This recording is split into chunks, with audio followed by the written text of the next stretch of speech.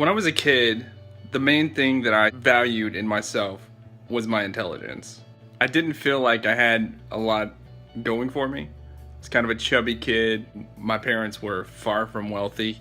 I had no idea what was going on in regards to pop culture. We didn't even have a TV. I had this sense of pride in my intelligence and not much else.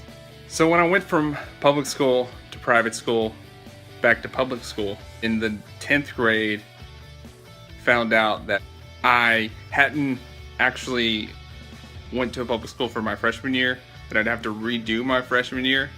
It was pretty devastating.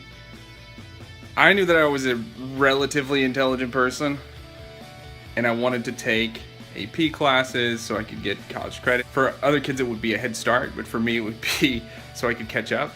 But I was not allowed by the counselor to do that because my grades from the private school that I went to didn't matter.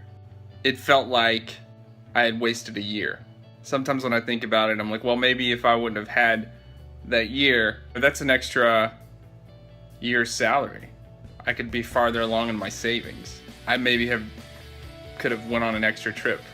That's the perspective that I try to avoid. There were some negatives, but that's not actually very important. What's important is that year that I felt like was wasted was not wasted at all. Without that year, I would have not had my very first class with Jonathan Palmer. Jonathan Palmer became my best man. I worked 2 semesters with the woman that I ended up marrying. Without that year, we would have never worked together. So a lot of times, whenever I get discouraged about something, I try to think about that year that I spent in 9th grade the second time.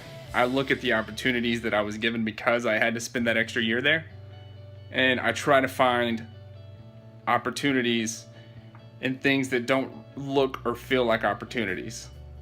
And so far it's worked for me. It's weird.